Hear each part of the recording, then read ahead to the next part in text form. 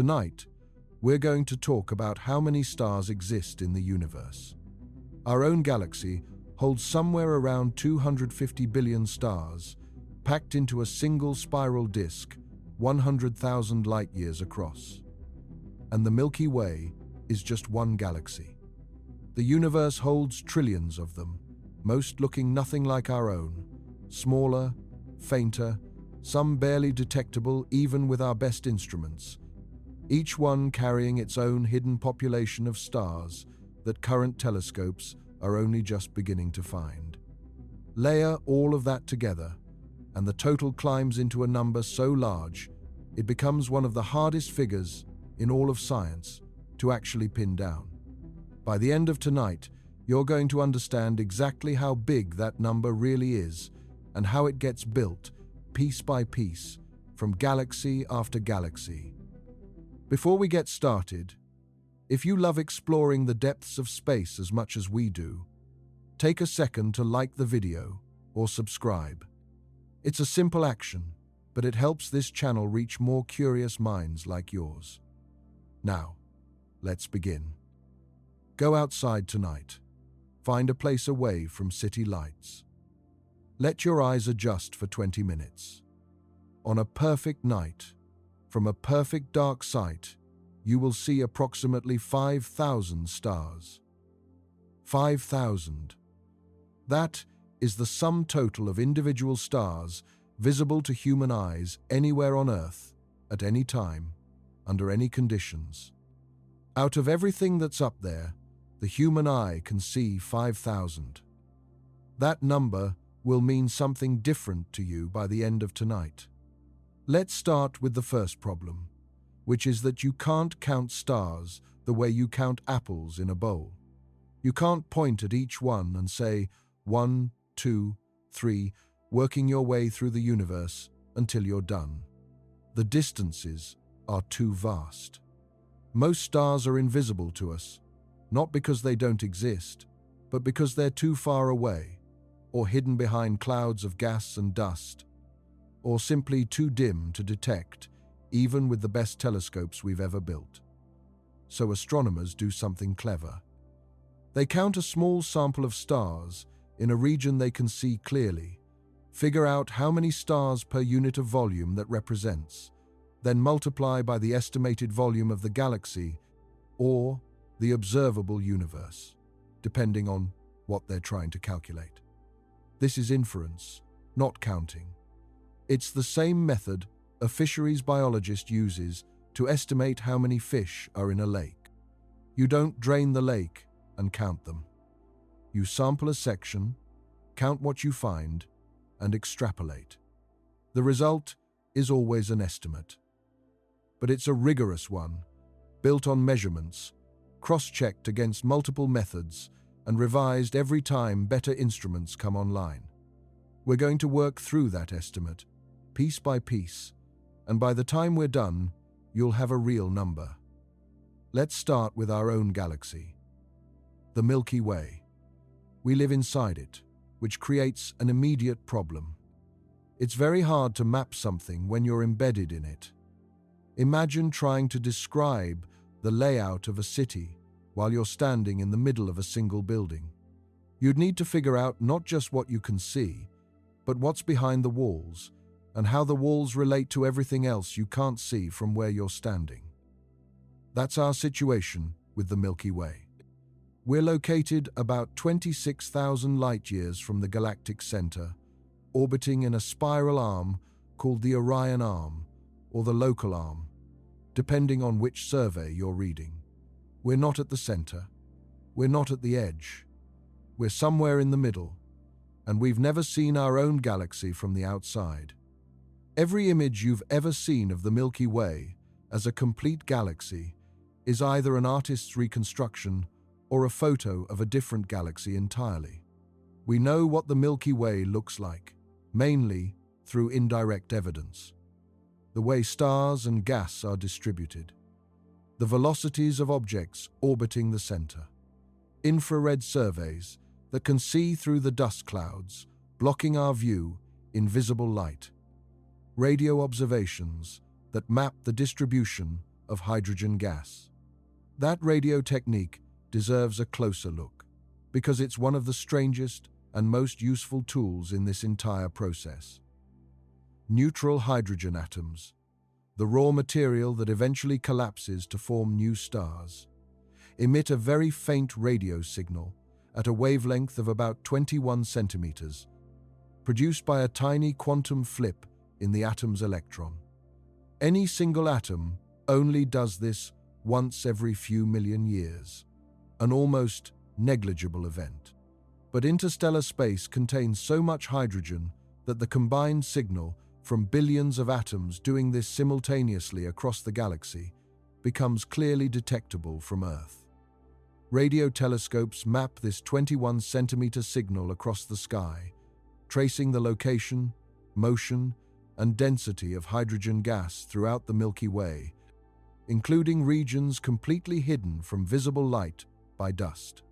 This mapping is how astronomers first revealed the Milky Way's spiral structure, since the gas traces out the same spiral arms where new stars are actively forming. It's also how astronomers estimate how much raw material remains available for future star formation, gas that hasn't yet collapsed, but eventually will. From all of this, we've pieced together a picture. The Milky Way is a barred, spiral galaxy. It has a central bar of stars, from which 2 or 4 main spiral arms extend outward. The disk of the galaxy is roughly 100,000 light-years across and about 1,000 light-years thick. Surrounding the disk is a much larger spherical halo of older, less luminous stars and enormous amounts of dark matter. Now, how many stars are in the Milky Way? For most of the 20th century, the standard estimate was around 100 billion. That number appeared in textbooks, in magazine articles, in television documentaries. 100 billion stars. The Milky Way. Then, infrared astronomy improved, and the number went up. Surveys using infrared light, which can penetrate the dust clouds that block visible light, revealed that the inner regions of the galaxy contain far more stars than we'd been able to see. Red dwarf stars in particular, which are dim in visible light but bright in infrared, turned out to be far more numerous than previous estimates had accounted for. The revised estimate for the Milky Way is somewhere between 200 billion and 400 billion stars. Maybe more. The uncertainty isn't a failure of astronomy. It's an honest acknowledgement of how difficult it is to count objects spread across a disk 100,000 light-years wide when you're standing inside it. For the purposes of tonight, let's use 250 billion as a working estimate for the Milky Way. That's the rough center of the range most current surveys agree on. 250 billion stars, just in our galaxy. Before we move beyond the Milky Way, we need to understand something that completely changes the arithmetic. Something that wasn't fully appreciated until the middle of the 20th century. Red dwarfs. Red dwarf stars are the most common type of star in the universe, by a very large margin. They make up somewhere between 70 and 80% of all stars in the Milky Way. You would think that means they dominate our picture of the night sky. They don't. You can't see a single red dwarf with the naked eye from Earth. Not one. The nearest star to our solar system is Proxima Centauri. It's a red dwarf. It's 4.24 light-years away. Under ideal conditions, a healthy human eye can see stars down to about magnitude 6. Proxima Centauri's apparent magnitude is 11. It's about 100 times too dim to see, even though it's literally the closest star to the Sun. Red dwarfs are tiny. They're cool.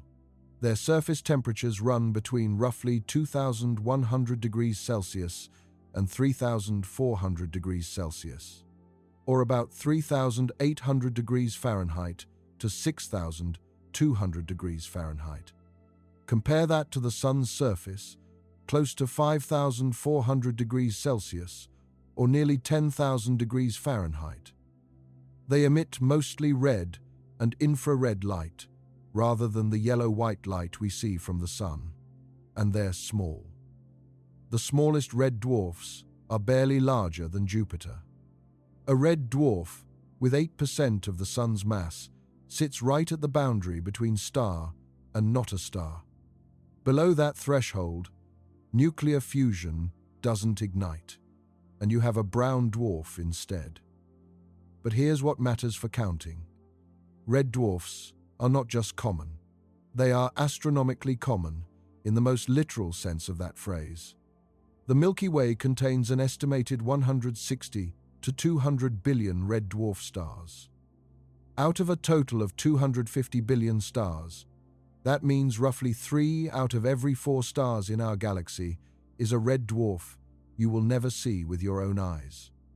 This matters enormously when we start counting the stars in other galaxies, because different types of galaxies have different ratios of red dwarfs to other kinds of stars, and those ratios have large effects on the final number. There's another reason direct counting fails, and it has nothing to do with distance. It's called crowding. In the densest parts of the Milky Way, especially near the galactic center, stars are packed so tightly that individual telescopes can't tell them apart. Instead of seeing thousands of separate points of light, an instrument sees one smeared blur, overlapping starlight that no amount of processing can fully separate back into individual stars. Astronomers call this the confusion limit. Past a certain density, you stop counting stars one by one and start measuring total brightness instead, then dividing by an assumed average brightness per star to estimate how many stars must be contributing to the glow. The core of the Milky Way, within just a few dozen light-years of the center, may contain millions of stars packed into a volume where our own stellar neighborhood holds only a handful. Globular clusters have the same problem on a smaller scale. These are tight, spherical swarms of ancient stars, some containing 1 million stars inside a region only a few dozen light-years across. Near the center of a dense globular cluster, stars are packed close enough that they sometimes collide, something that essentially never happens in the quiet outskirts of a galaxy like ours. Every one of these crowded environments makes direct counting impossible, which forces astronomers back onto the same statistical method used to estimate the total star count of the entire universe. The difficulty of counting stars isn't only about vast distance. It's built into the physical structure of galaxies themselves, even in the parts relatively close to home. The next piece of the count is galaxies. Because the total number of stars in the universe depends first on how many galaxies exist, and then on how many stars are in each galaxy. For much of the 20th century, astronomers estimated there were around 100 billion galaxies in the observable universe. That number came from extrapolating the galaxy counts in the Hubble Deep Field images. In December of 1995, the Hubble Space Telescope did something that sounds almost reckless. Astronomers pointed it at a tiny patch of sky in the constellation Ursa Major, a patch so small that if you held a grain of sand at arm's length, the grain would cover it. The patch appeared completely empty to ground-based telescopes, so Hubble stared at it for 10 consecutive days. 100 hours of exposure time, gathering every photon it could detect. When the image came back, astronomers found themselves looking at approximately 3,000 galaxies. 3,000 galaxies in a region of sky that appeared completely dark. That was the Hubble Deep Field. Later, astronomers did the same exercise in the southern hemisphere. Same result. 3,000 galaxies in an empty-looking patch. Extrapolating those numbers across the whole sky gave an estimate of somewhere around 50 billion to 100 billion galaxies in the observable universe. For 20 years, that number held. Then, in 2016, a team led by astronomer Christopher Consolis at the University of Nottingham published a paper that revised that estimate upward. In a single paper, that estimate was revised upward by a factor of 10 to 2 trillion galaxies. The reason why changes how you think about everything we'd assumed we understood about the observable universe. The previous estimates had only counted galaxies bright enough for Hubble to detect. But Consolis and his team used mathematical modeling to account for the galaxies that were too small, too faint, or too far away to be directly observed. Most galaxies in the early universe were small, diffuse structures that have long since merged into larger galaxies or simply faded beyond detection. When you account for all the galaxies that existed at every stage of cosmic history, including the ones we can't directly see, the number rises dramatically. 2 trillion galaxies in the observable universe. That's the current, best estimate. Not all of them still exist in their original form. Many have merged with other galaxies over cosmic time. But 2 trillion is the count of distinct galactic structures that have existed within the volume we can observe. 2 trillion is a number that resists comprehension. If you counted one galaxy per second without stopping, you would need 63,000 years to finish. Counting galaxies has its own version of the red dwarf problem, and it comes from the opposite direction: objects that are far too bright rather than far too dim. Quasars are among the most luminous objects in the universe, powered not by stars, but by supermassive black holes, actively feeding on infalling gas at the centers of distant galaxies. A single quasar can outshine every star in its host galaxy combined, sometimes by a factor of 1,000 or more, which means that from enormous distances, a quasar can look like a single, unusually bright star rather than the galaxy actually surrounding it. Early galaxy surveys occasionally misclassified quasars as foreground stars within our own galaxy, simply because a single brilliant point of light is hard to distinguish from a much fainter, much closer star without detailed spectroscopy. Sort that error out incorrectly in either direction, and it throws off both the star count and the galaxy count at the same time. Modern surveys catch this by analyzing the light spectrum rather than relying on brightness and position alone, since a quasar's light carries a very specific red-shifted signature that a nearby star simply doesn't have. But the correction only works because astronomers know to look for it. A reminder that every category used tonight, star, galaxy, quasar, cluster, depends on increasingly sophisticated ways of telling very different objects apart at distances where they all just look like points of light. Now, galaxies are not all alike. This matters because the number of stars per galaxy varies enormously.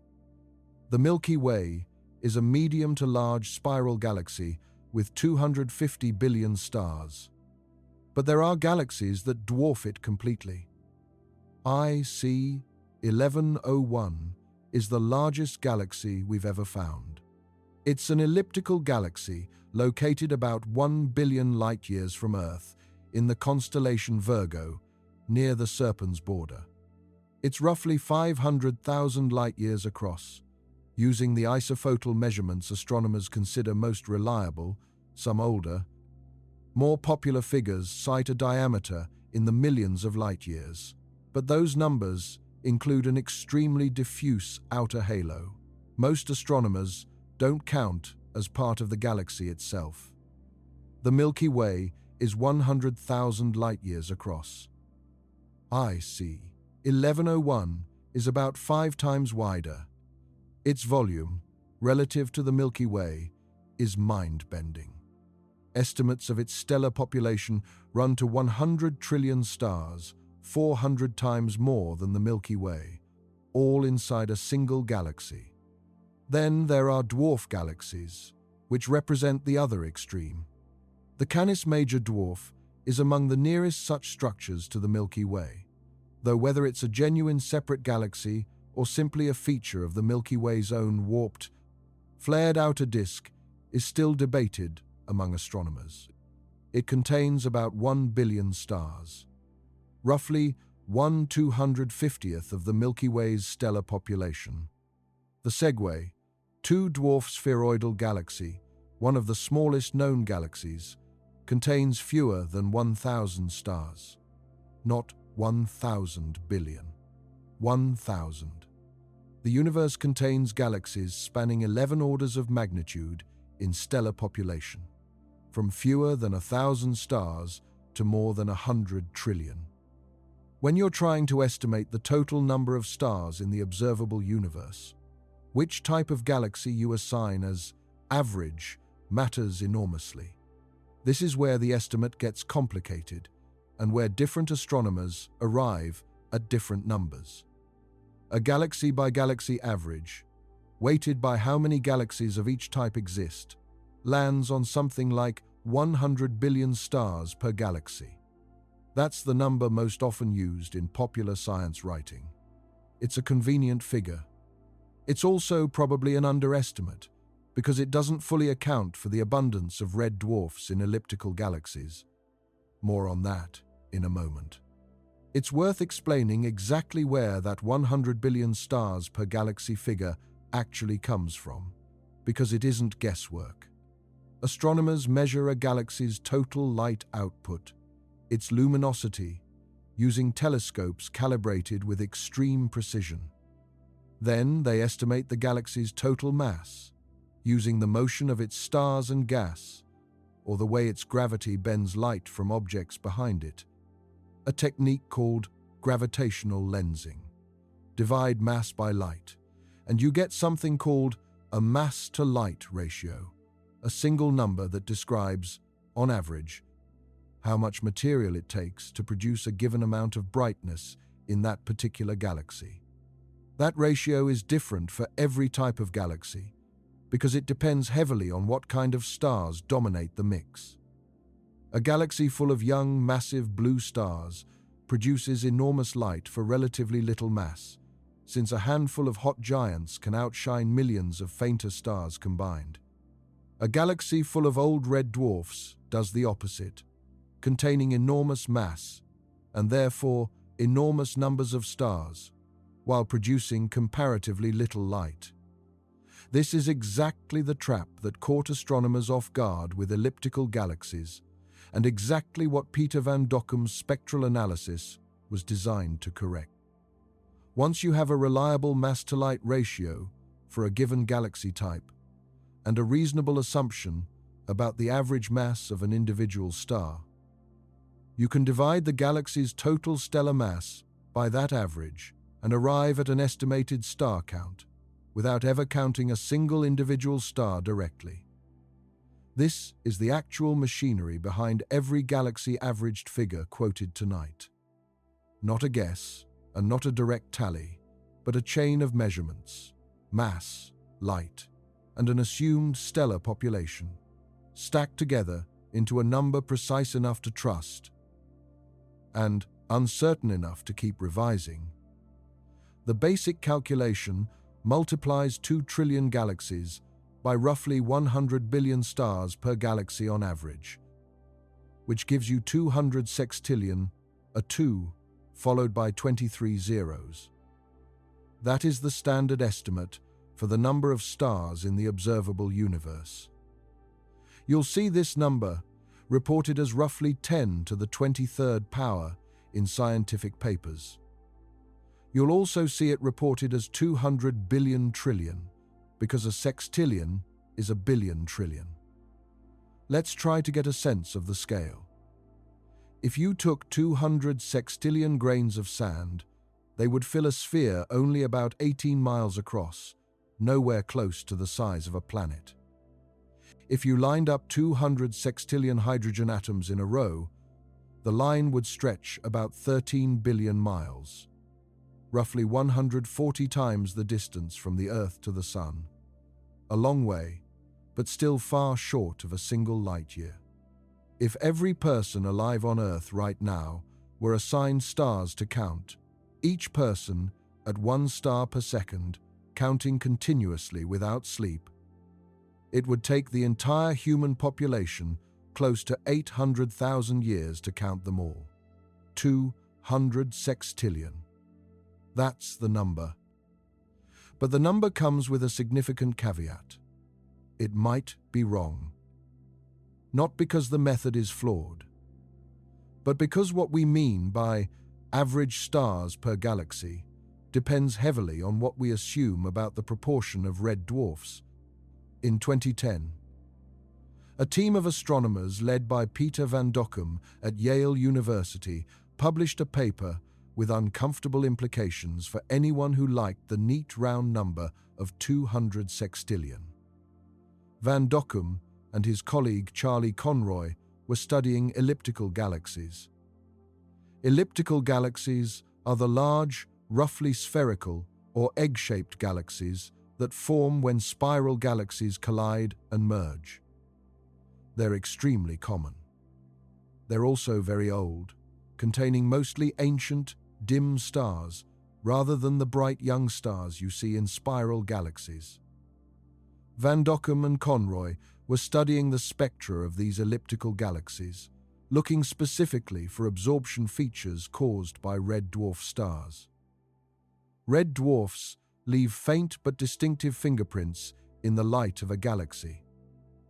By measuring how strong those fingerprints are, you can infer how many red dwarfs the galaxy contains. What they found contradicted previous assumptions. Elliptical galaxies appeared to contain far more red dwarfs relative to other types of stars than the Milky Way does. Up to 3 times more per unit of stellar mass. This was unexpected. Most estimates of stellar populations in elliptical galaxies had been made by assuming that ellipticals have roughly the same ratio of stellar types as the Milky Way. Van Dokkum and Conroy's data suggested that assumption was wrong. If elliptical galaxies, which represent a large fraction of all the stellar mass in the universe, contain 3 times as many red dwarfs as previously thought, the total star count goes up significantly. The revised estimate, accounting for an elliptical galaxy-heavy red dwarf population, pushes the total towards 600 sextillion or more, 3 times the standard number.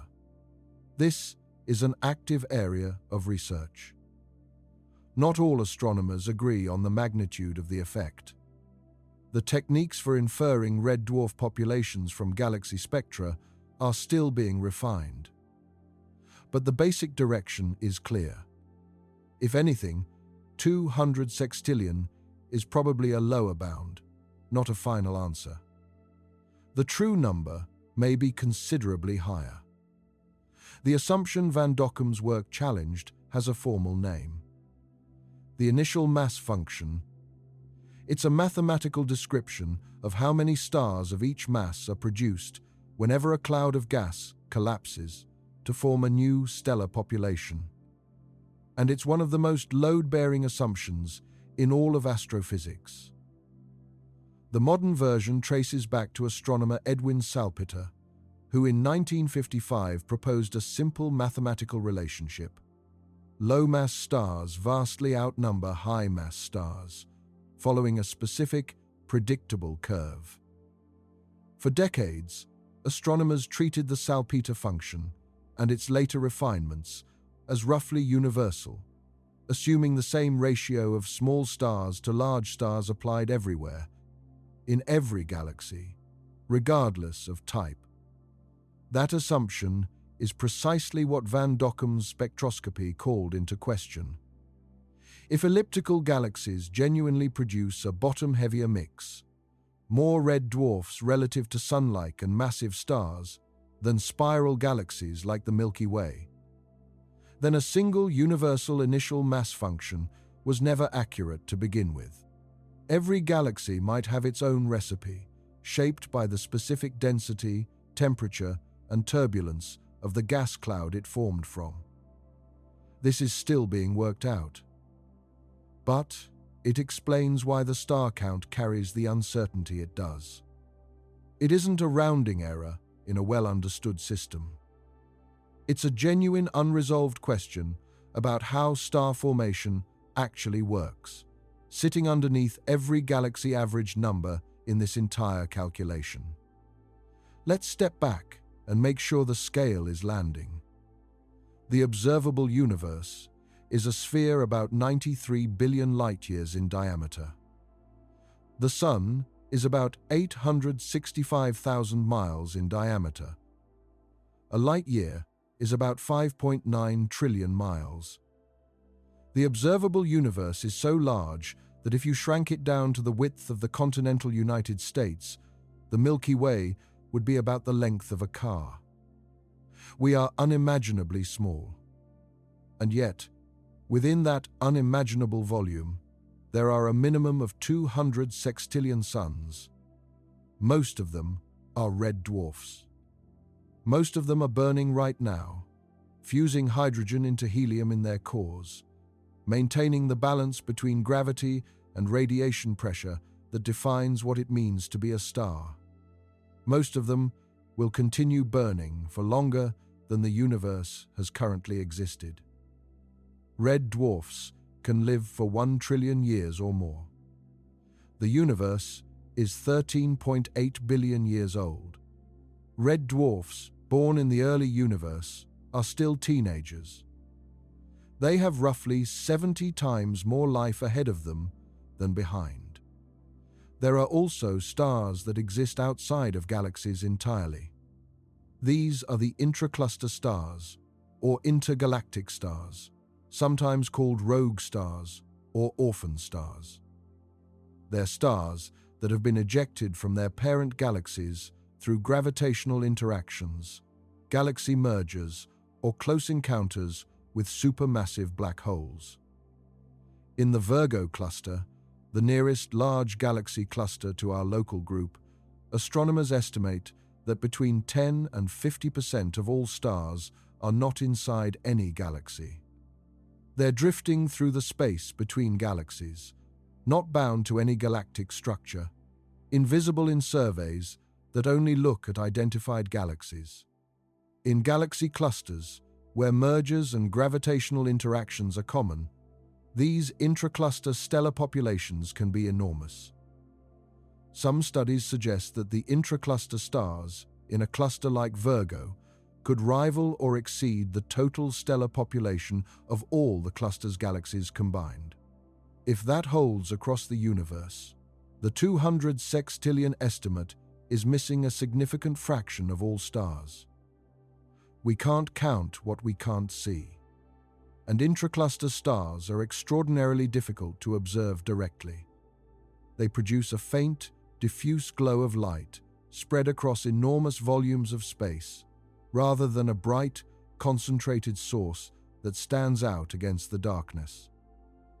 Now, let's talk about time. Because the question, how many stars exist in the universe, has a hidden complication. When you say, exist right now, what do you mean? Light has a finite speed.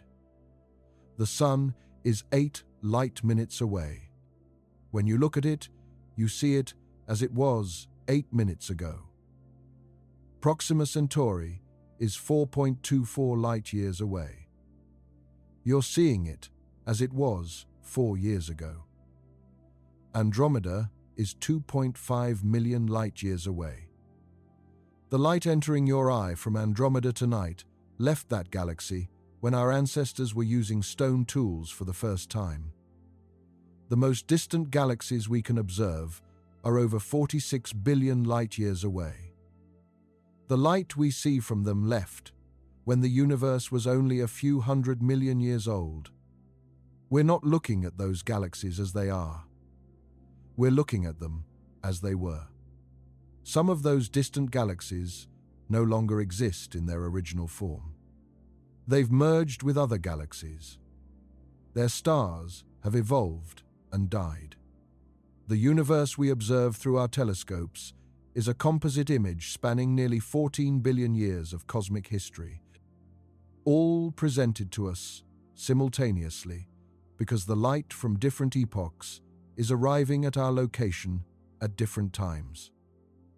When we say the observable universe contains 200 sextillion stars, we're really saying something more like, when we integrate over all the light reaching us from all distances, accounting for the different epochs represented by those different distances, the total implied stellar population is approximately 200 sextillion.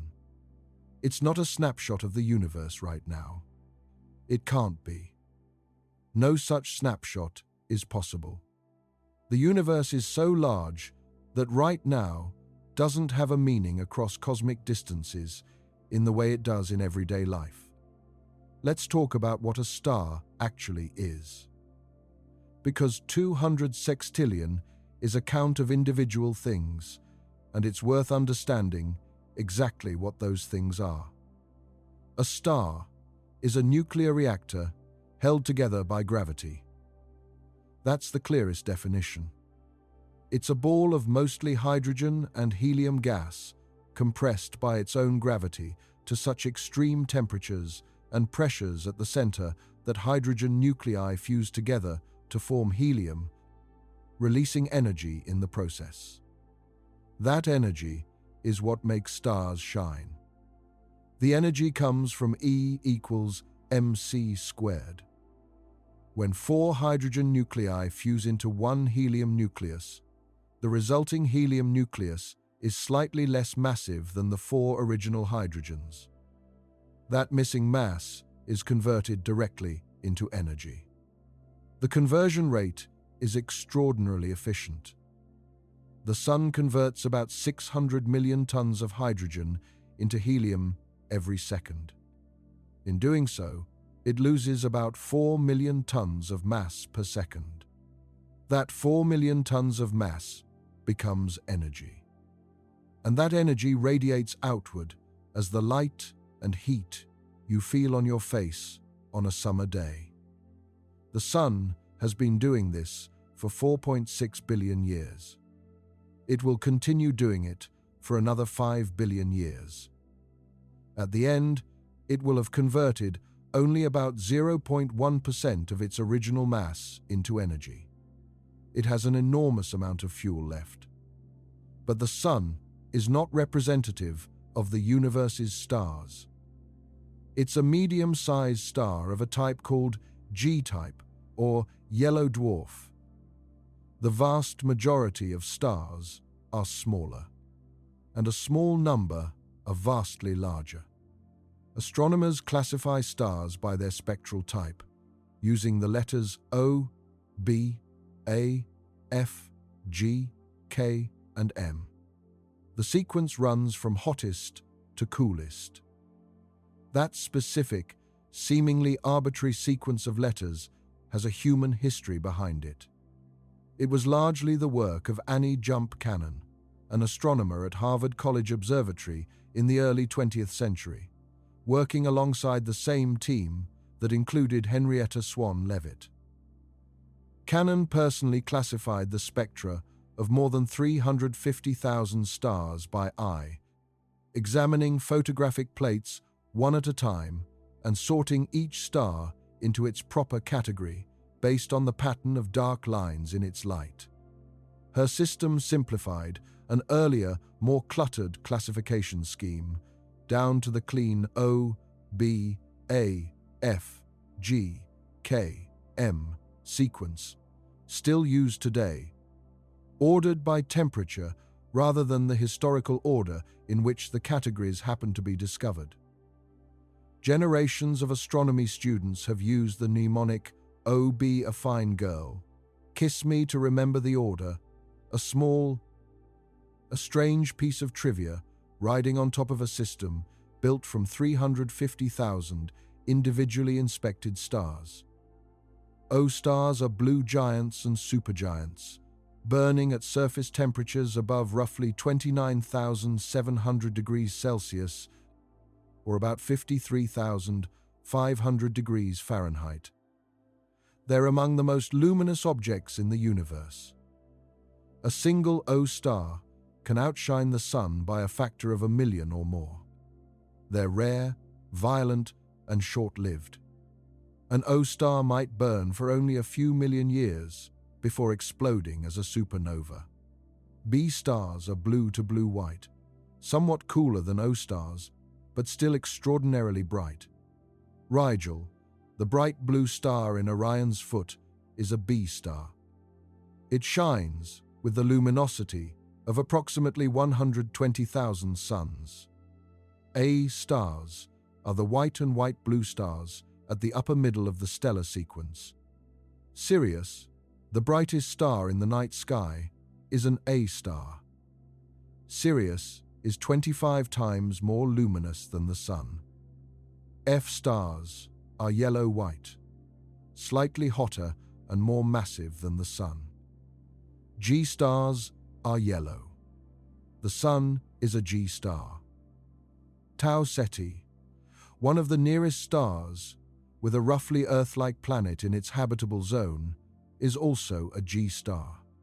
K-stars are orange, slightly cooler and smaller than the Sun. Alpha Centauri b is a K-star.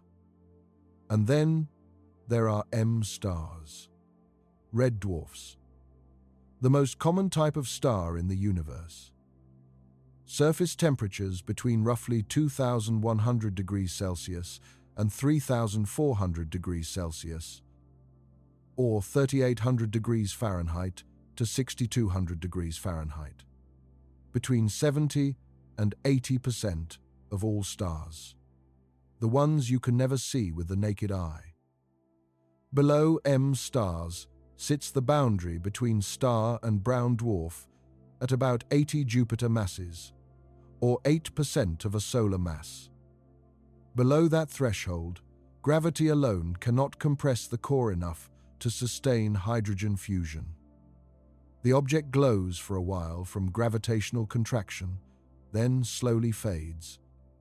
These brown dwarfs are an astronomical grey area, more than planets, less than stars.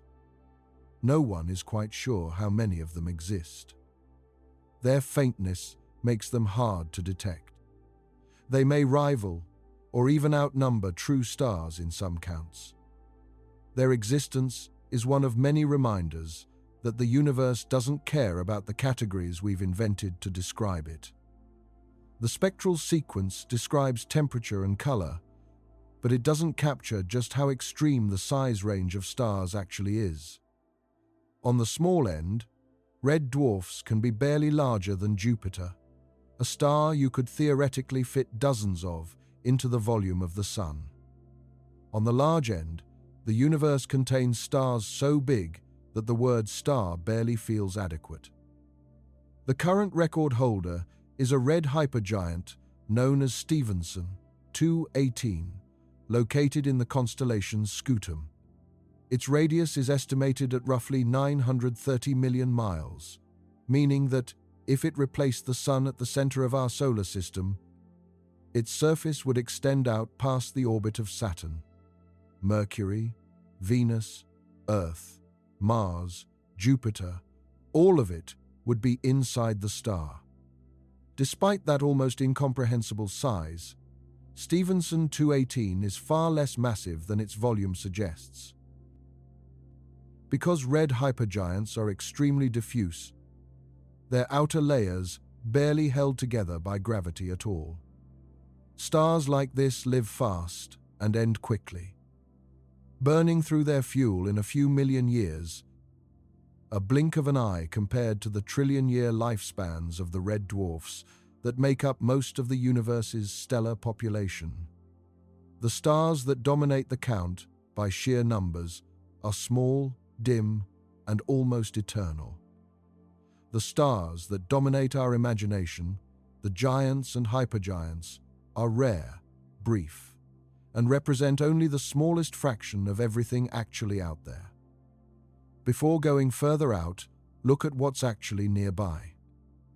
Because all these classifications become much more concrete when you look at the stars closest to us. Within 10 light-years of the Sun, there are about 25 known individual stars grouped into roughly 14 separate systems. Alpha Centauri is the closest system, a group of 3 stars 4.24 light-years away. 2 of them, Alpha Centauri A and Alpha Centauri B, are Sun-like stars orbiting each other. The third is Proxima Centauri, the red dwarf already mentioned, orbiting the other 2 from much farther out. Barnard's star comes next, about 6 light-years away, a lone red dwarf famous for having the fastest apparent motion across our sky of any known star. Wolf 359 sits at roughly 7.9 light-years, another faint red dwarf. Sirius, the brightest star in Earth's night sky, is 8.6 light-years away, and it's actually a binary system, a bright A-type star paired with a small, dense, white dwarf. Most of the stars in this nearby census are red dwarfs. Only Sirius and Alpha Centauri A and B are bright enough to see without a telescope. The rest sit below naked eye visibility, even though they're our literal closest neighbors, a small-scale preview of the pattern that holds across the entire universe. Expand the search radius, and the numbers climb fast. Within 20 light-years, there are roughly 70 known star systems. Within 100 light-years, the count climbs into the tens of thousands. And this is still an infinitesimal fraction of the galaxy. The galactic center is about 26,000 light-years away. The far edge of the Milky Way's disk is more than 60,000 light-years out. Everything visible to the naked eye, every star in every constellation, sits inside a tiny bubble a few thousand light-years across. A rounding error compared to the galaxy it's embedded in. Now, let's talk about how stars actually come to exist. Because the number 200 sextillion didn't appear all at once. Stars have been forming throughout cosmic history at rates that have changed dramatically over time. The first stars in the universe formed when the universe was only about 100 to 200 million years old. These stars are called population, 3 stars. They formed from clouds of primordial gas that was almost entirely hydrogen and helium. No carbon, no oxygen, no iron, no heavy elements at all. Because those elements didn't exist yet. They had to be made. Population. 3 stars were likely very massive, hundreds of times more massive than the Sun, in many cases. The reason is related to the absence of heavy elements. When modern stars form in molecular clouds, the cooling of the cloud is partly driven by complex molecules and dust grains made of heavy elements. These cooling mechanisms allow the cloud to fragment into smaller pieces before collapsing, producing smaller, lower-mass stars. Without heavy elements, the primordial gas clouds couldn't cool as efficiently. They tended to collapse into larger, hotter, more massive stars. These population 3 stars lived fast.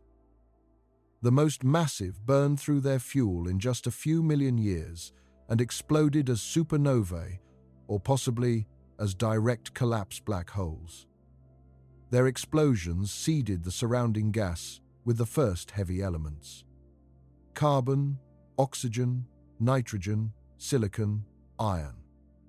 Elements that hadn't existed before, mixed into the gas, available for the next generation.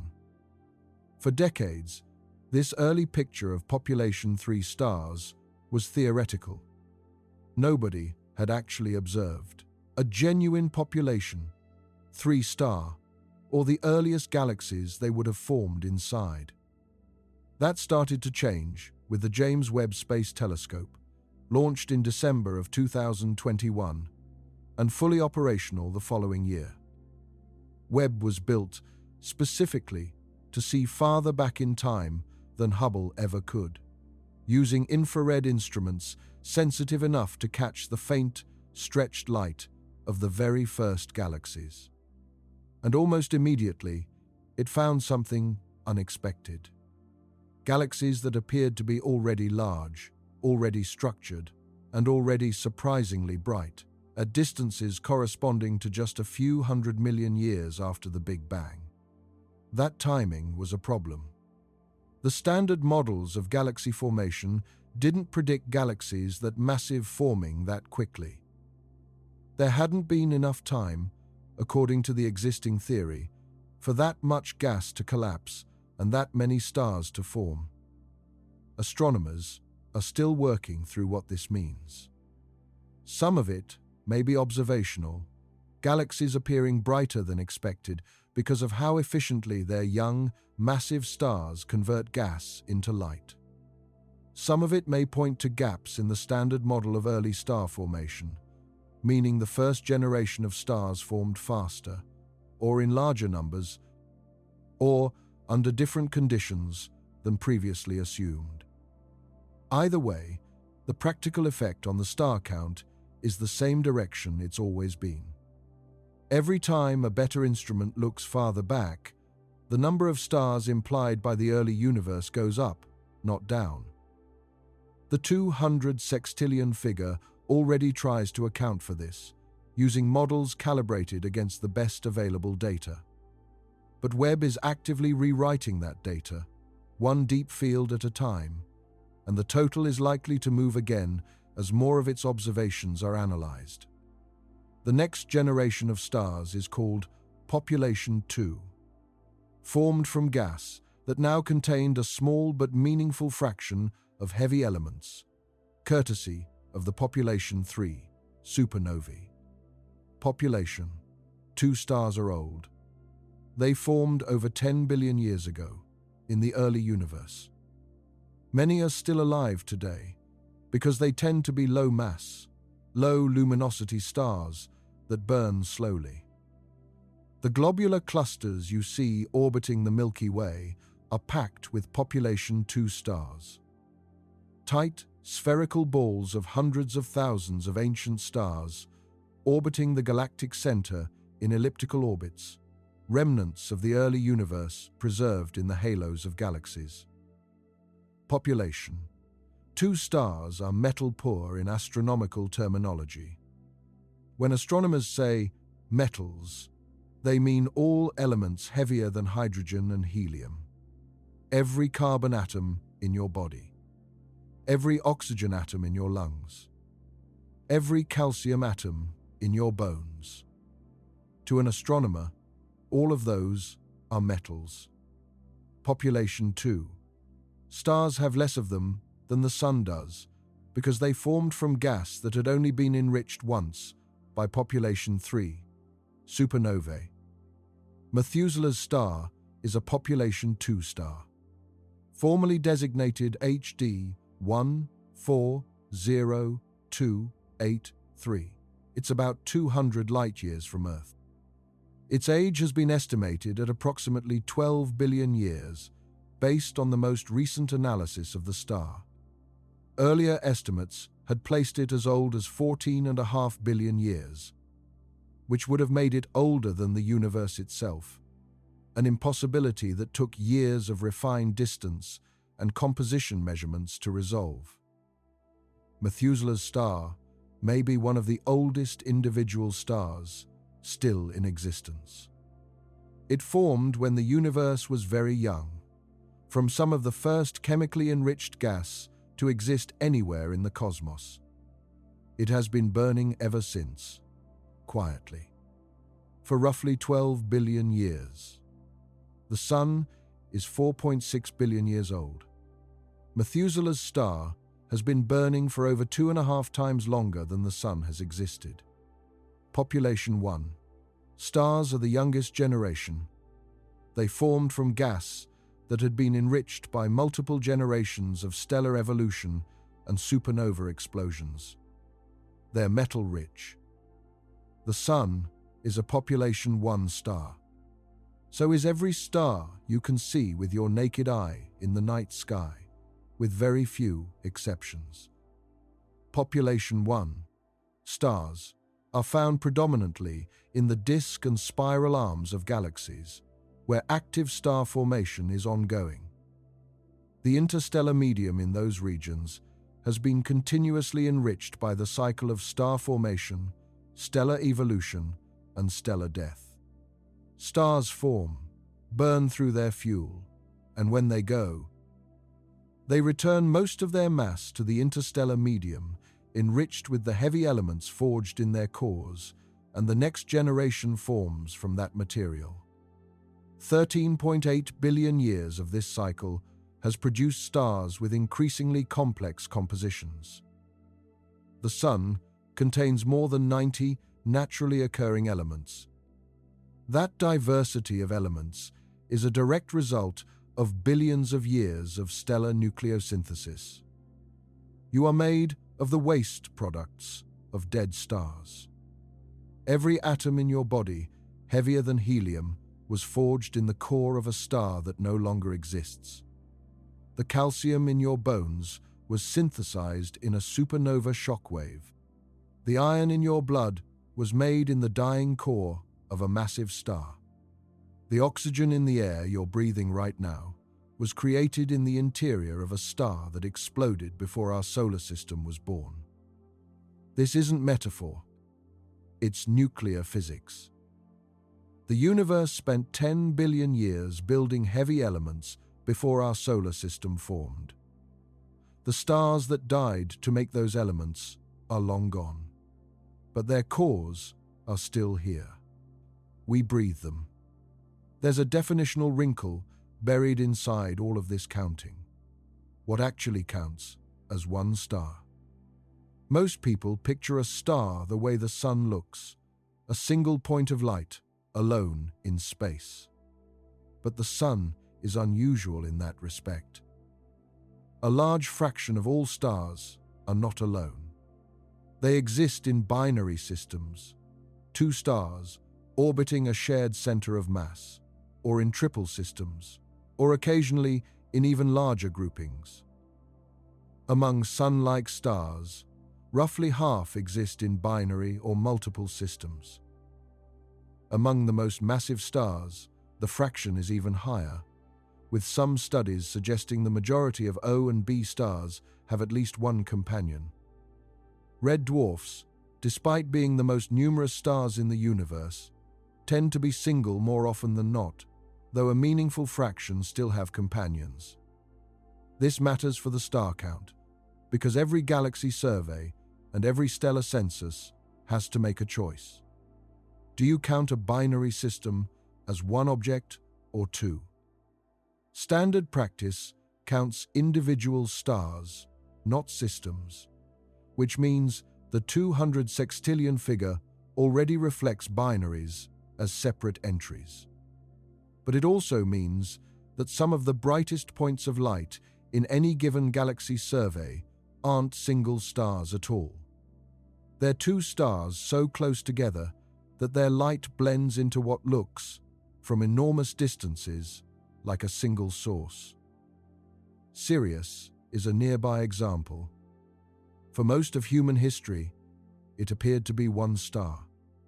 It took careful 19th century observations of tiny wobbles in its motion to reveal a hidden companion, a white dwarf now known as Sirius B, orbiting so close and so faint that it remained invisible until astronomers went looking for exactly this kind of gravitational fingerprint. If a star that close to Earth kept a companion hidden for centuries, it raises an obvious question about how many similarly close pairs exist among the stars too distant to resolve at all. Binary and multiple systems also interact in ways single stars never do. Close binaries can transfer mass from one star to the other, reshaping both of their evolutionary paths, sometimes reigniting a star that should have already faded, sometimes feeding a companion until it detonates as a supernova far earlier than it otherwise would have. None of this changes the total count dramatically, but it's a reminder that even the definition of a single star, the basic unit being counted across 200 sextillion instances, isn't always as clean as it sounds. Star formation in the universe has not been constant. It peaked about 10 billion years ago, when the universe was roughly 3 to 4 billion years old. Star formation was running at its maximum rate. New stars were being born across the universe at a pace roughly 10 times higher than today. The cosmic star formation rate has been declining ever since. Slowly at first, then more steeply. Today, the Milky Way forms perhaps 1 to 2 new stars per year. At peak formation rates, it may have been forming 20 or more. Put birth and death side by side, and the universe looks less like a fixed inventory and more like a slow, ongoing turnover. At the same time that new stars are quietly condensing out of collapsing gas clouds, older stars are constantly reaching the end of their lives. Most die quietly, swelling into red giants and shedding their outer layers to become white dwarfs, a slow fade rather than an event. A much smaller number die violently. Across the entire Milky Way, a supernova is thought to occur roughly once every 50 years on average, though none has been directly observed in our own galaxy since the invention of the telescope. Scale that up across the observable universe, and a supernova is going off somewhere out there several dozen times every single second. Every one of those explosions marks the permanent end of a massive star, and often the beginning of the elements that will form the next generation. None of this shifts the 200 sextillion total by much on any human timescale. The numbers being gained and lost are trivial compared to the total population, but it's a reminder that the figure quoted throughout tonight isn't frozen. It's a census of a population that is, at every single moment, quietly being added to and quietly being subtracted from across 2 trillion galaxies, all at once. The implication of this declining star formation rate is that the universe has already made most of the stars it's ever going to make. Roughly 90 to 95% of all the stars that will ever exist in this universe's lifetime have already formed. We're not at the beginning of the age of stars. We're past the peak. Astronomers call the period from about 2 billion to 4 billion years after the Big Bang the cosmic noon, when star formation was at its height and the universe was filled with young, hot, bright, actively evolving galaxies. That era is over. The universe is quieter now, still forming stars, still alive, but past its most productive period. The stars that will form in the future will mostly be low-mass red dwarfs, because those are the stars that form most easily from diffuse, metal-rich gas. The age of bright, massive blue stars is winding down. The universe's future belongs to the quiet, dim, long-lived red dwarfs.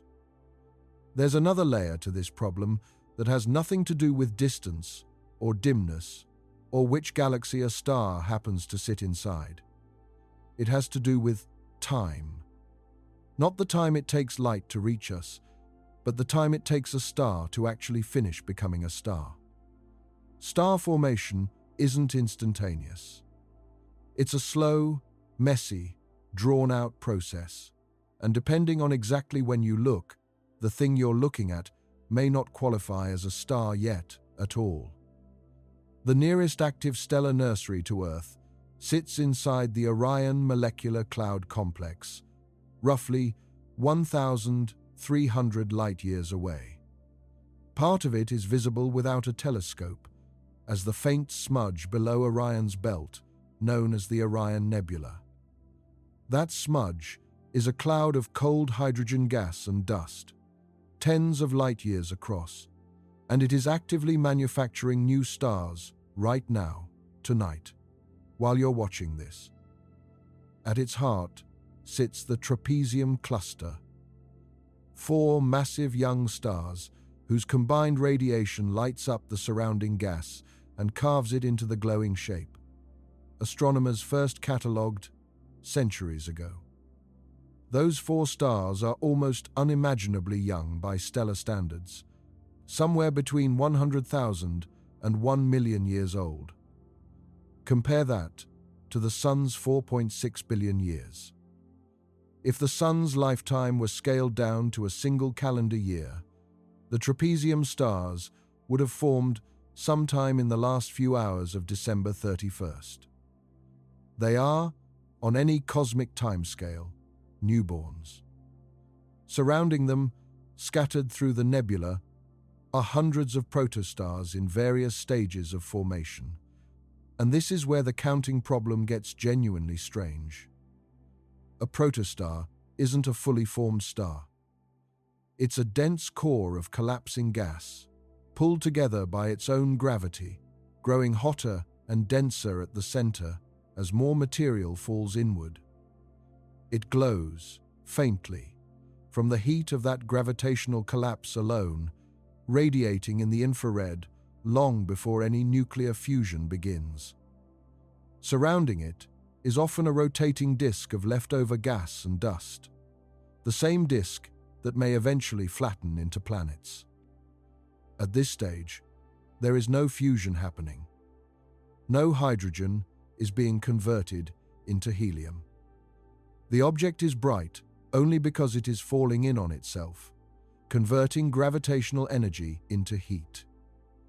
Astronomers call this a pre-main sequence phase, and it can last anywhere from a few 100,000 years to tens of millions of years, depending on the mass of the forming star. Lower mass protostars take longer to reach the point where their cores finally get hot and dense enough to ignite sustained fusion. Once fusion ignites and stays lit, the object settles onto what's called the main sequence, the long, stable, hydrogen-burning phase that defines almost the entire adult life of a star. That's the moment most definitions agree a protostar has become an actual star. But not every survey draws the line there. Some catalogues count anything with enough mass to eventually ignite fusion, regardless of whether it already has. Others only count objects that have visibly reached the main sequence, which means a young cluster like the trapezium region contains an uncertain number of borderline cases.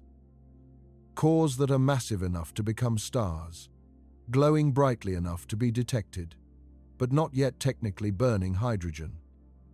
Depending on which definition a given study uses, the same nebula can produce different star counts from the same data.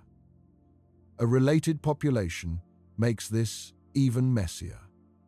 T Tauri stars are young, low-mass stars that have already ignited fusion, or are right on the edge of doing so, but haven't yet settled into a stable, predictable brightness.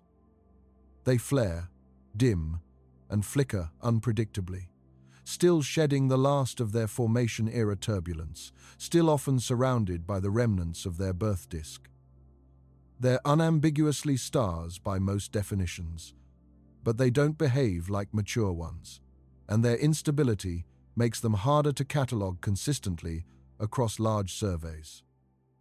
One of the most striking images ever produced of this process doesn't come from Orion at all.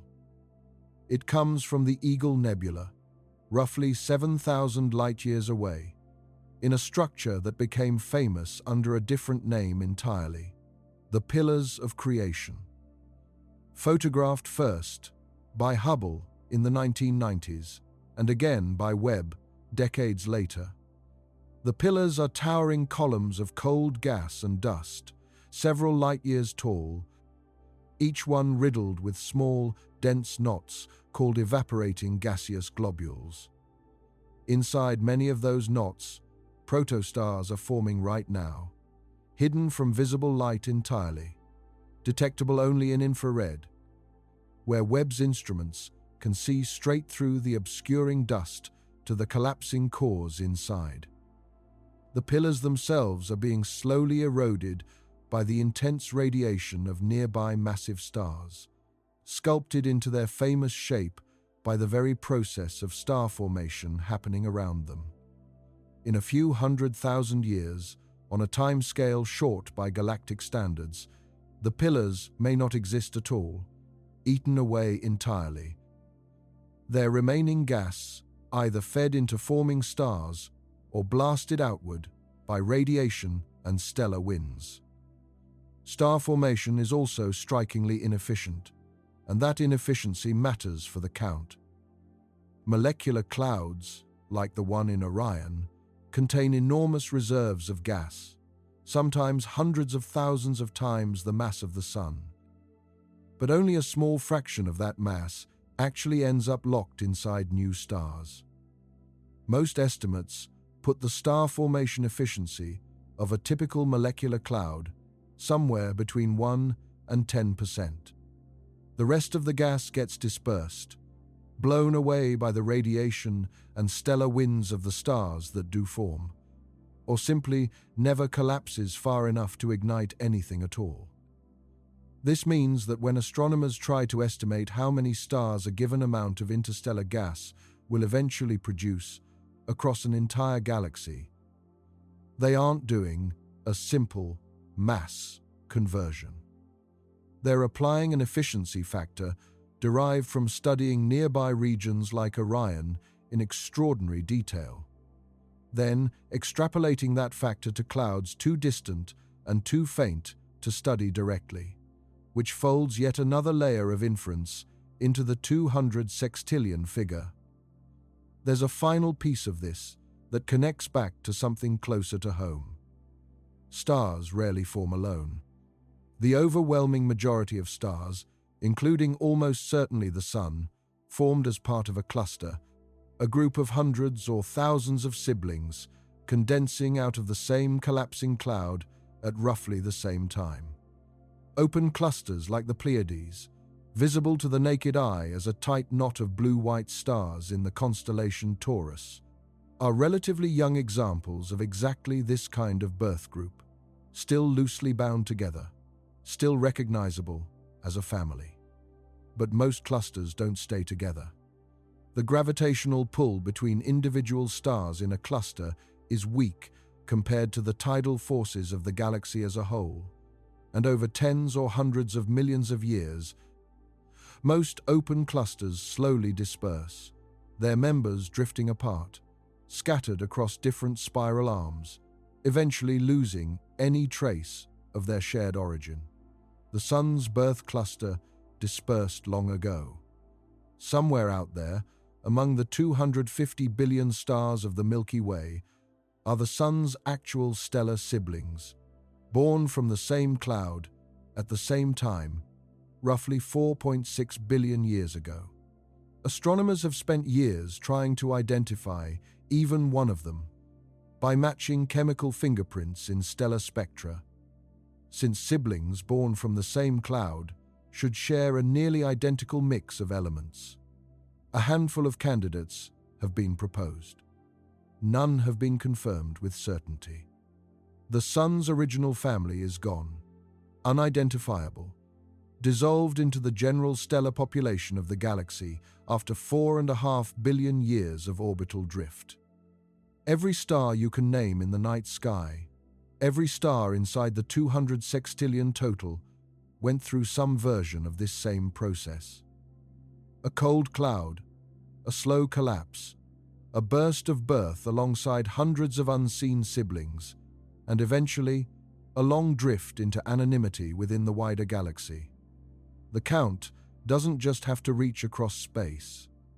It has to reach across every stage of a process that, for any individual star, takes millions of years to complete. Not every cluster falls apart quickly, though. Globular clusters, the same ancient, tightly packed spheres of population two stars mentioned earlier, are a striking exception. Unlike open clusters, which typically hold together for only a few 100 million years before the galaxy's tidal forces pull them apart, globular clusters can remain gravitationally bound for over 10 billion years. The difference comes down to sheer density. A globular cluster can pack hundreds of thousands of stars into a region just a few dozen light-years across, so tightly bound by their own combined gravity that the galaxy's outer tidal pull struggles to break them apart. Some of the globular clusters orbiting the Milky Way today are nearly as old as the universe itself, ancient survivors from an era when the galaxy was still assembling out of smaller pieces. They are, in a sense, fossil star clusters, frozen relics of star formation events that happened before the Sun, before the Milky Way's spiral arms, before almost everything else described tonight had taken shape.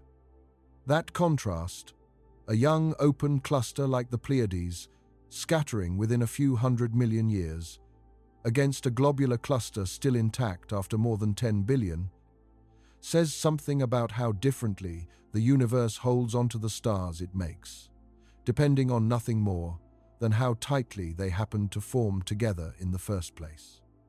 Let's talk about what lives around those stars. Because this is where the star count intersects with something that changes how you think about each individual star as a number. For most of the 20th century, we didn't know whether other stars had planets. We assumed they probably did. But we couldn't prove it. The first confirmed detection of planets orbiting a Sun-like star came in 1995, when Swiss astronomers Michel Mayor and Didier Queloz announced the discovery of a planet orbiting 51 Pegasi. It was a Jupiter-sized world orbiting its star in just 4 days. A hot Jupiter close to its star. Nothing like our solar system. Mayor and Queloz won the Nobel Prize in Physics for this discovery in 2019. After 51 Pegasi b, planet discoveries accelerated. Then the Kepler Space Telescope launched in 2009 and transformed everything. Kepler stared at 145,000 stars for 4 years, measuring their brightness with extraordinary precision, looking for the tiny dips in brightness that occur when a planet crosses in front of its star. The results were decisive. Planets are not rare. They are common. Extraordinarily common.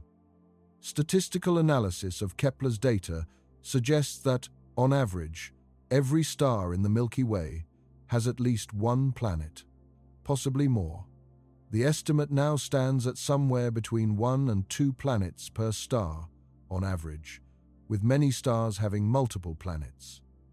Some stars have systems of 5, 6, 7, or more planets, like TRAPPIST-1, a red dwarf 40 light-years from Earth with at least 7 planets, 3 of which orbit in the habitable zone where liquid water could exist on a rocky surface. Proxima Centauri, the closest star of all, has its own confirmed planet, Proxima b. Discovered in 2016, it's roughly Earth-sized, orbiting within Proxima Centauri's habitable zone, close enough that liquid water could theoretically exist on its surface. But being close to a red dwarf carries a cost. Red dwarfs, despite being cool and dim, are prone to violent flares, sudden bursts of radiation far more intense relative to their size than anything the Sun produces. A planet orbiting close enough to stay warm is also close enough to be regularly blasted by that radiation, which may strip away atmospheres over time.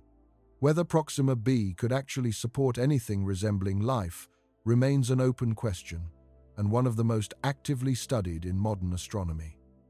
The TRAPPIST-1 system raises the same question on a larger scale. 7 Earth-sized planets, tightly packed around a single red dwarf, 3 sitting in the zone where surface water could exist. If even one of those 7 turns out to be genuinely habitable, it would mean that a single ordinary red dwarf, one of 200 sextillion stars scattered across the observable universe, is quietly hosting a second chance at life within our own galactic backyard. If every star has at least one planet, and there are 200 sextillion stars in the observable universe, then there are at least 200 sextillion planets. The universe is not mostly empty. It is filled with worlds. Worlds we cannot reach. Worlds we cannot see directly. Worlds that may be barren or may not be. We don't know. Every star in the sky might have a planet. Every one of those 200 sextillion points of light is a sun, and almost every one of those suns may have worlds of its own. Stars rarely form completely alone. They're usually born in clusters, groups of stars that condensed out of the same collapsing cloud of gas and dust at roughly the same time.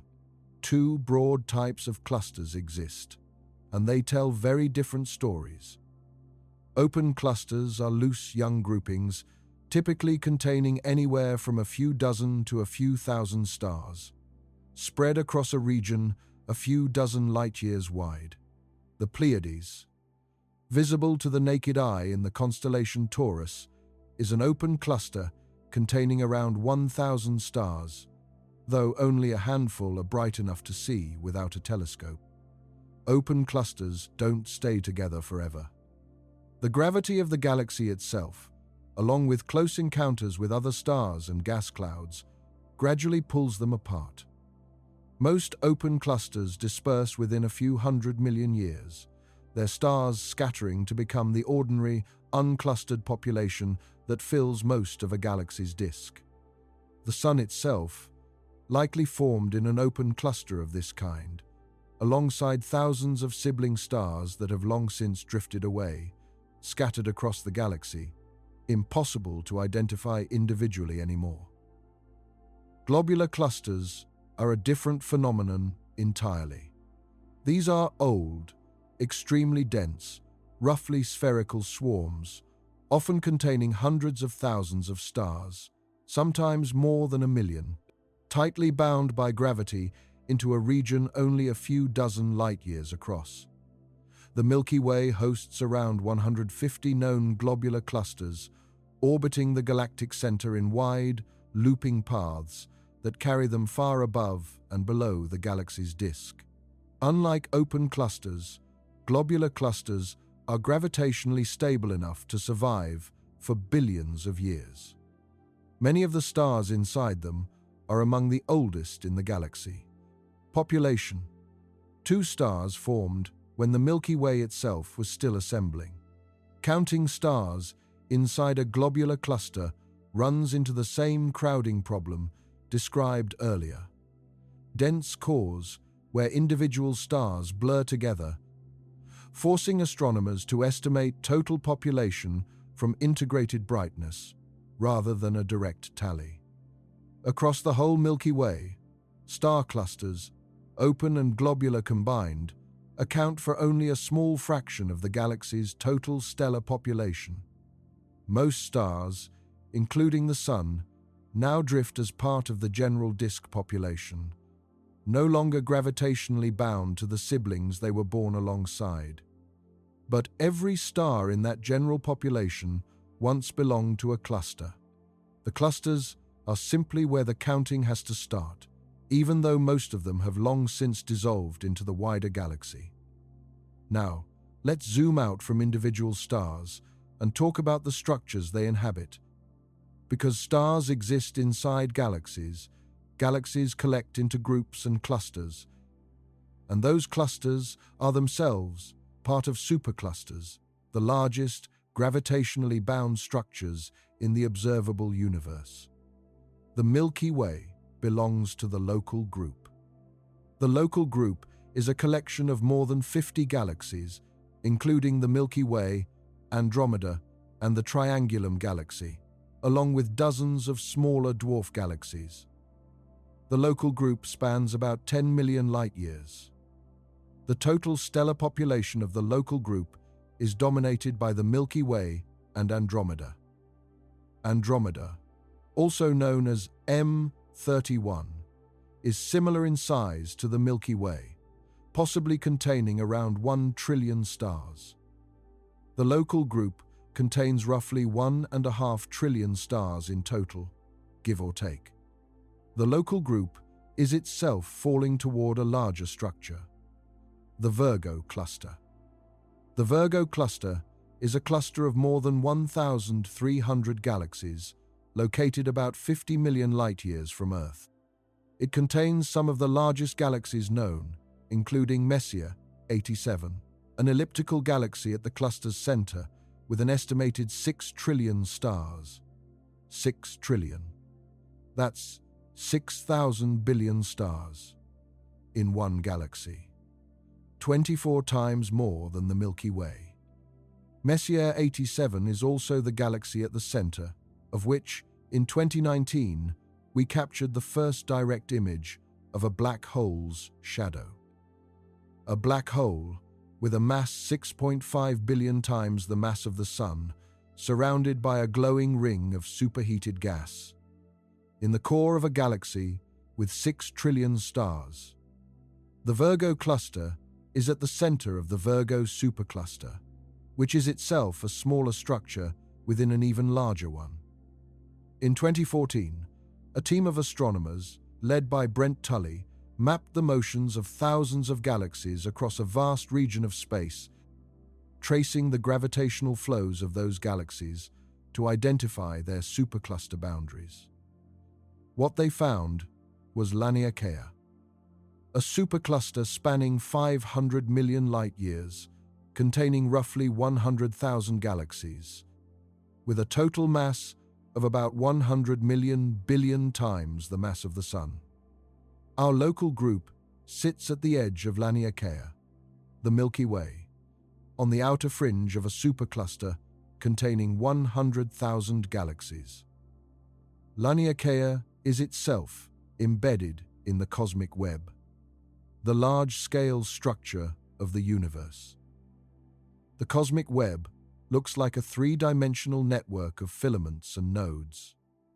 Filaments are long strands of galaxies and gas connecting the dense nodes.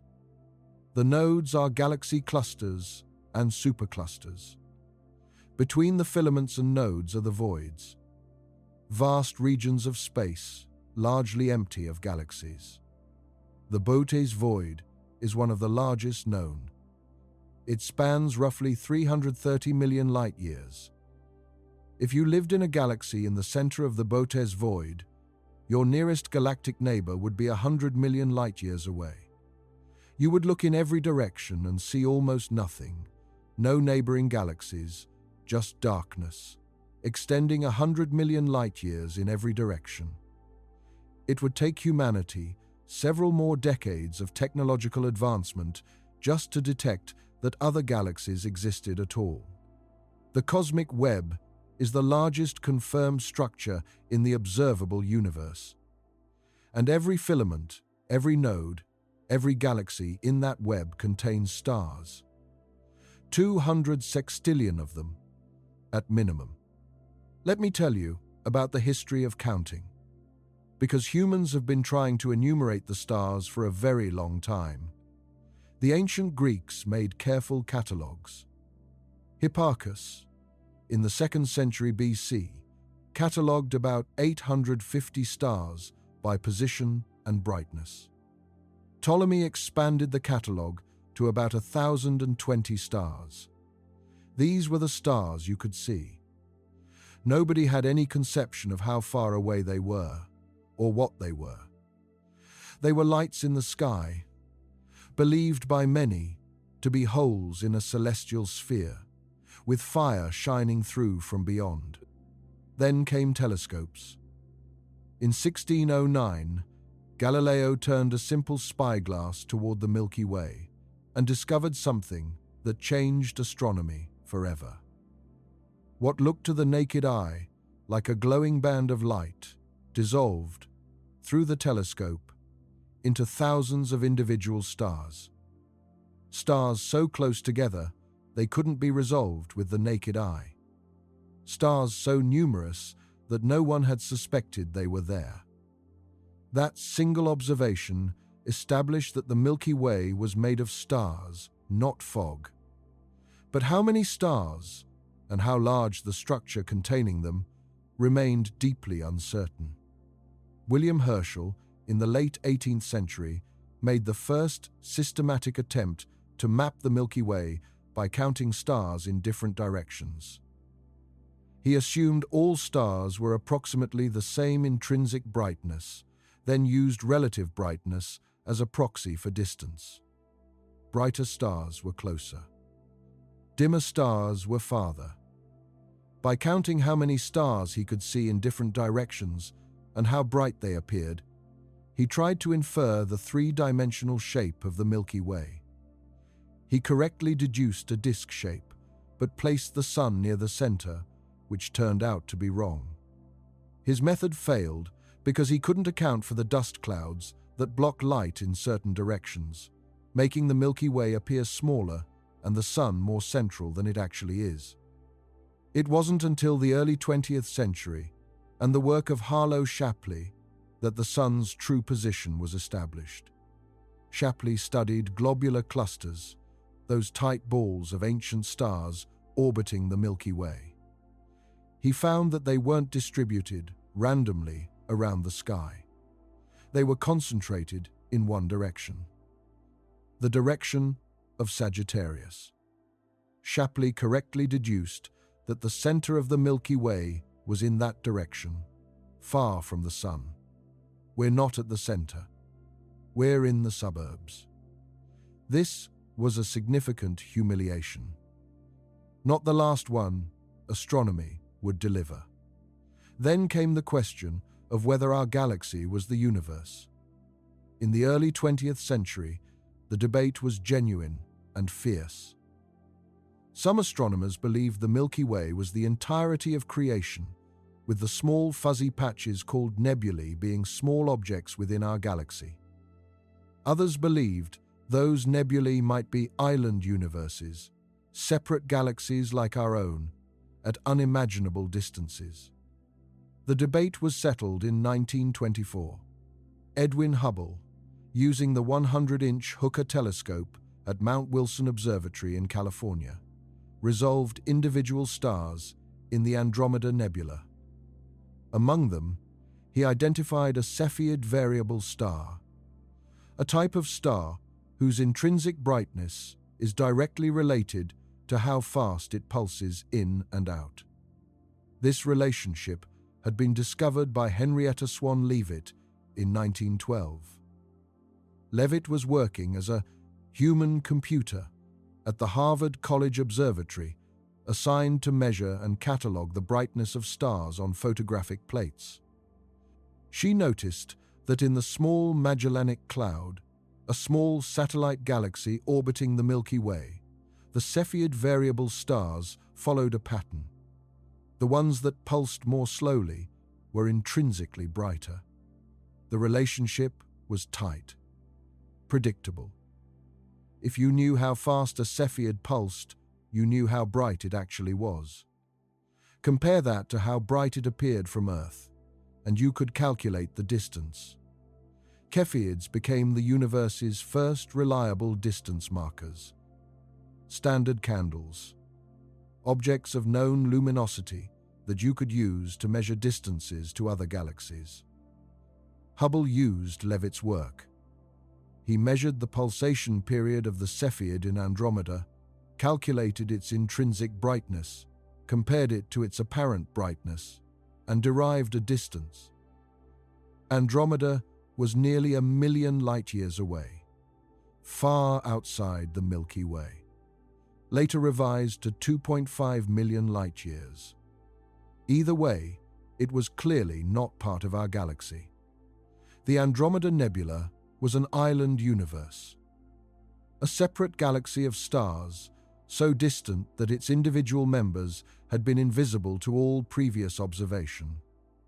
The universe had just gotten unimaginably larger, and the number of stars within it had grown by a corresponding amount. The chain of discovery didn't stop there. In 1929, Hubble announced another discovery. This one, even more disorienting. Galaxies are moving away from us. All of them. The more distant the galaxy, the faster it recedes. This wasn't because galaxies were flying through space away from us. It was because space itself was expanding. The universe was not static, it was expanding, and had been since the beginning. The implications were immediately obvious. If the universe is expanding now, then in the past it was smaller. If you run the expansion backward in time, eventually you reach a point where all the matter and energy in the universe was compressed into an extraordinarily small, hot, dense state. The Big Bang, 13.8 billion years ago. The observable universe has a finite size because it has a finite age. Light can only have traveled so far in 13.8 billion years. Beyond that distance, we can't see. The observable universe isn't the entire universe. It's just the portion that's close enough for light to have reached us. The actual universe, beyond our observational horizon, may be vastly larger, possibly infinite. If the universe truly is infinite, the implications for a star count are strange enough to sit uncomfortably with the rest of tonight's numbers. An infinite universe, filled with matter at roughly the density we observe nearby, wouldn't just contain more stars than 200 sextillion. It would contain infinitely many, and mathematically, infinite quantities don't behave the way large finite ones do. Some cosmologists have taken this further, arguing that an infinite universe with roughly uniform physical laws would, somewhere within it, repeat every possible arrangement of matter, simply because there are only so many ways to arrange a finite number of particles inside any given region, and an infinite universe has room to try every arrangement more than once. This isn't a mainstream, settled claim, since it can't currently be tested. It's a mathematical consequence of taking infinity seriously, one that most cosmologists treat as a curiosity rather than a genuine prediction. But what lies beyond our horizon is, by definition, inaccessible to observation. We can't count the stars out there. We can't even know whether our extrapolations apply.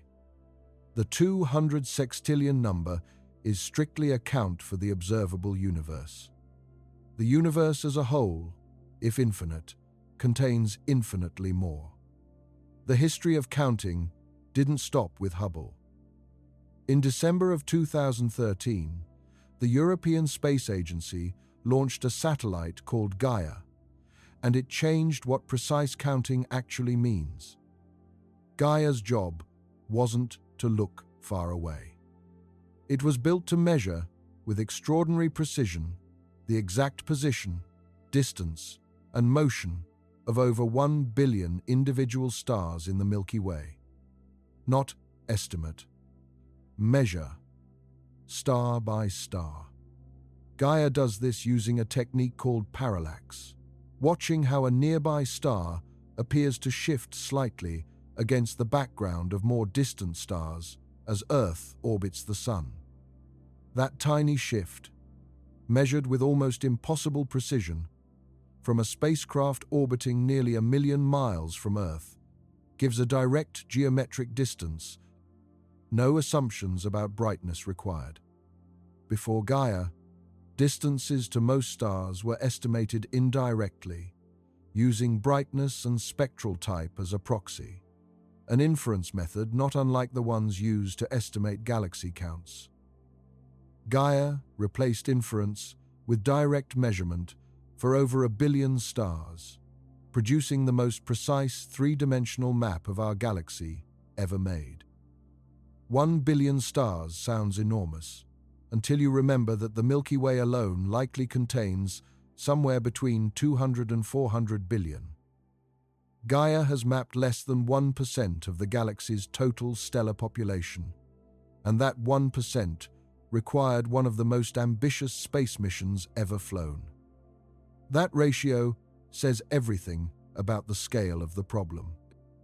If measuring 1 billion stars precisely, one at a time, from one galaxy, is considered a landmark achievement in the history of astronomy, then 200 sextillion stars across the entire observable universe was never going to be counted directly. It was always going to be inferred. Gaia's data has already reshaped estimates of the Milky Way's structure, its spiral arms, its warped outer disk, even hints of a past collision with another galaxy billions of years ago. Visible in the motion of stars that still carry the signature of that ancient impact. Every refinement Gaia makes to our own galaxy's star count ripples outward into the galaxy averages used to estimate the universe's total. The same 100 billion stars per galaxy figure used earlier in tonight's calculation. Gaia isn't the only large-scale survey reshaping these numbers. The Sloan Digital Sky Survey, running continuously since 2000, has spent decades photographing and cataloging huge swaths of the sky from a dedicated telescope in New Mexico, building one of the largest three-dimensional maps of galaxies ever assembled. Rather than focusing on individual stars the way Gaia does, Sloan focuses outward, recording the positions and distances of hundreds of millions of galaxies, along with the spectra of tens of millions of them. That galaxy-scale map is exactly the kind of data needed to refine the 2 trillion galaxy estimate, since it lets astronomers measure how galaxies cluster, how they're distributed through the cosmic web, and how galaxy types and sizes vary across different regions of the observable universe. Between Gaia mapping individual stars inside our own galaxy and Sloan mapping galaxies across the wider universe, the two surveys attack the star-counting problem from opposite ends. One from the inside out, one from the outside in, both feeding into the same final number. There is one more complication that deserves attention.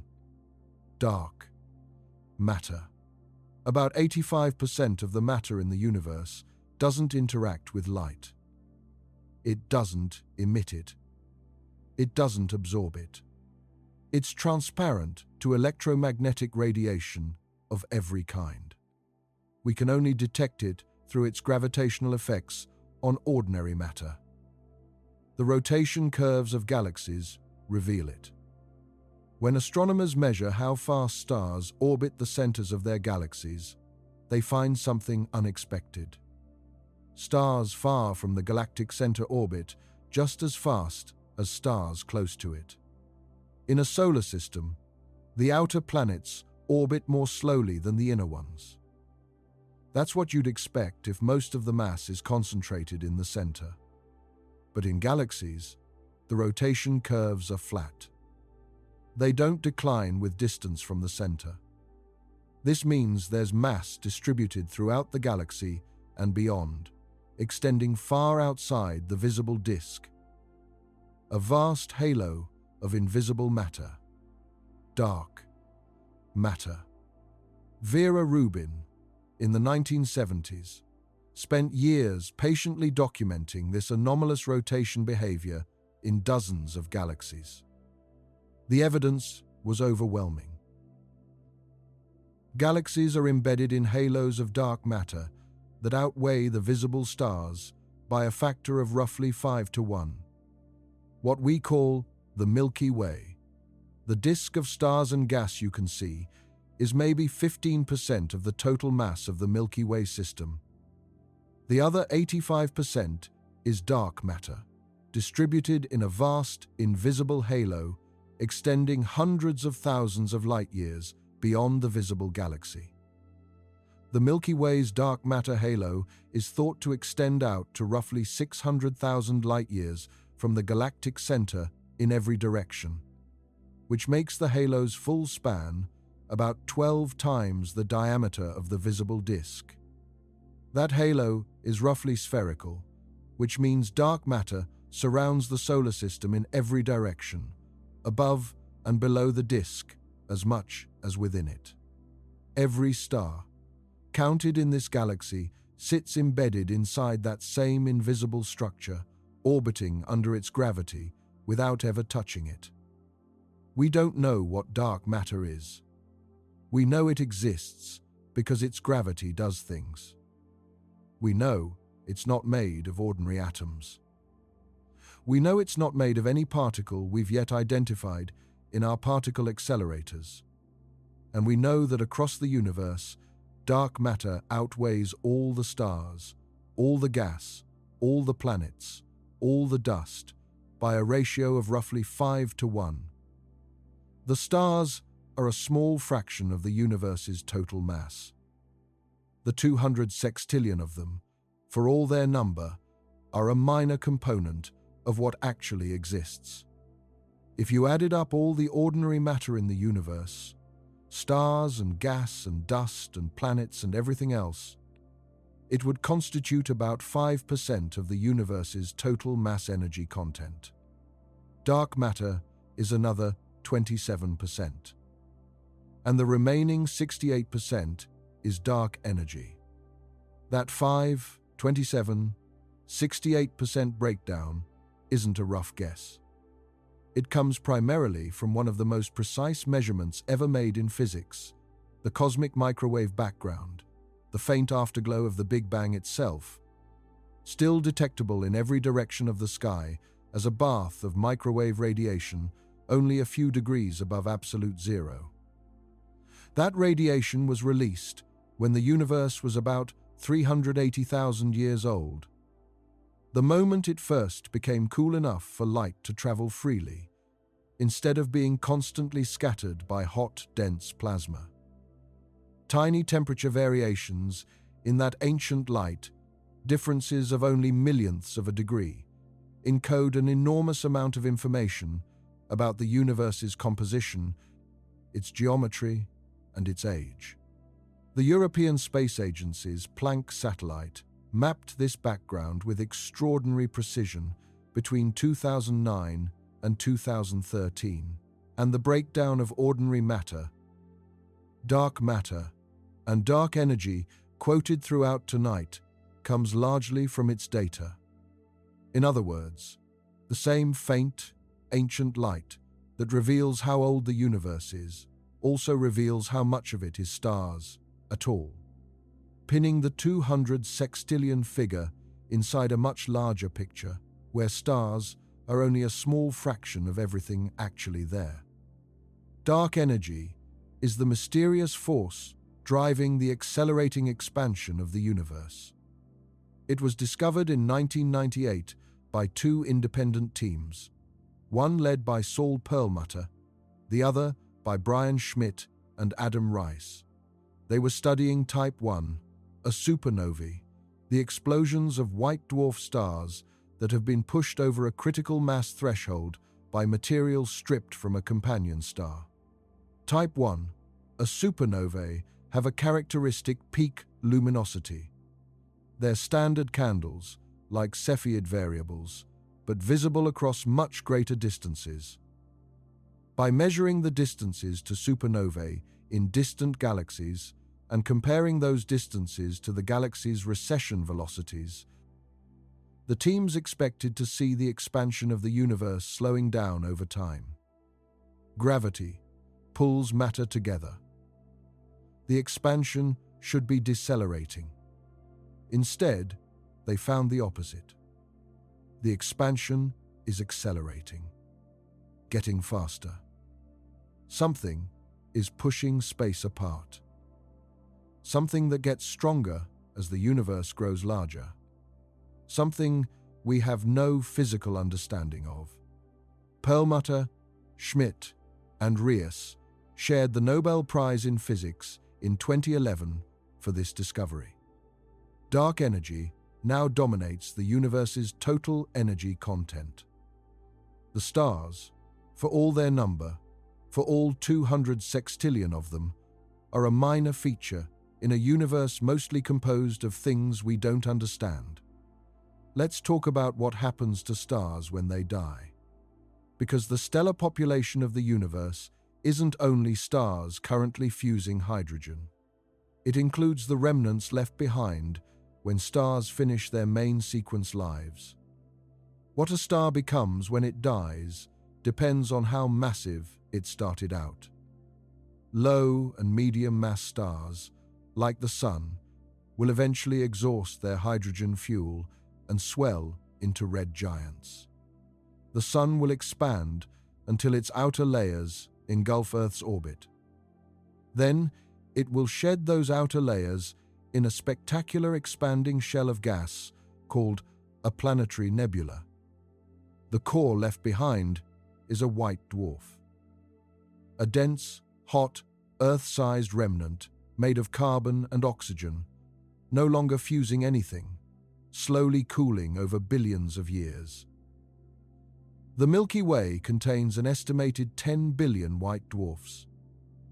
That's 10 billion stellar corpses of stars that have already completed their lives. For every sun-like star that shines today, there's another that has already died and left a white dwarf behind. Stars more massive than about 8 times the Sun's mass don't go quietly. When they exhaust their nuclear fuel, they can't support themselves against gravity. The iron core, the final product of nuclear burning, can't fuse to produce energy. It collapses.